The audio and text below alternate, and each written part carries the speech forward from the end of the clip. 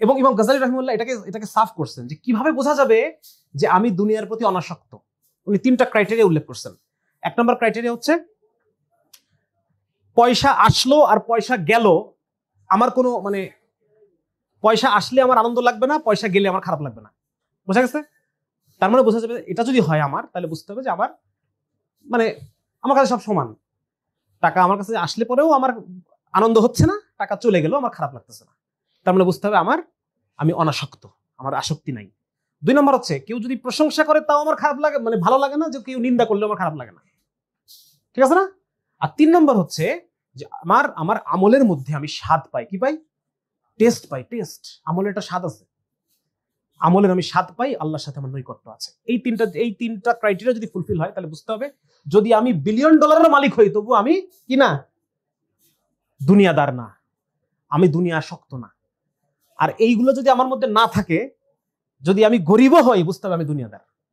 ইমাম গাজ্জালী রাহিমাহুল্লাহ আলী রাদিয়াল্লাহু তাআলা একটা কওল উল্লেখ করছেন, এটার মধ্যে এই কথাটাই বলছেন যে কেউ যদি দুনিয়াকে ত্যাগ করে এবং ত্যাগ করাটা যদি আল্লাহর জন্য না হয়, তাহলে সে দুনিয়াদার।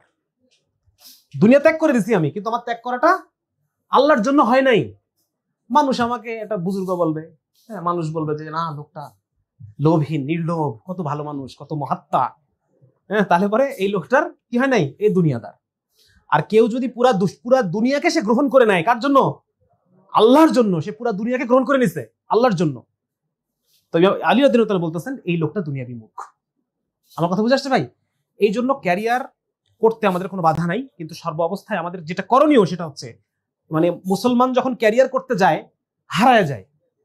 হ্যাঁ, মনে করে যে আমি খুব এটা করব, আমি ঠিক আছে, শক্তি ভাই বলছে এগুলা, হ্যাঁ আমি এটাই করব, আমি এখন ভালো করে পড়াশোনা করব, ভালো করে পড়াশোনা করে ভালো একটা রেজাল্ট করবো, ভালো ক্যারিয়ার করবো।